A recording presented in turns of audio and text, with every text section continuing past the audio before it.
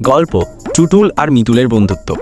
এক গভীর জঙ্গলে বাস করত এক ছোট্ট কাঠবিড়ালি, নাম তার টুটুল, আর এক সাদা তুলতুলে খরগোশ মিতুল। ওরা ছিল সবচেয়ে প্রিয় বন্ধু। প্রতিদিন সকালে ওরা একসাথে খেলতো, বাদাম আর মিষ্টি ফল ভাগ করে খেত। টুটুল লাফিয়ে গাছে উঠত আর মিতুল নিচে বসে ওর কাণ্ড দেখে হাসত। একদিন মিতুল খেলতে এলো না। টুটুল ওর গর্তের কাছে গেল, দেখলো মিতুল চুপচাপ শুয়ে আছে, যেন গভীর ঘুমে। টুটুল অনেক ডাকলো, মিতুল ওঠ, খেলতে চল। কিন্তু মিতুল আর সাড়া দিল না। টুটুলের ছোট্ট বুকটা দুঃখে ভরে গেল। সে বুঝতে পারল তার প্রিয় বন্ধু আর নেই। মিতুলকে ছাড়া টুটুলের দিনগুলো খুব একা লাগতো। সে প্রায়ই তাদের প্রিয় খেলার জায়গাটায় গিয়ে একা বসে থাকতো।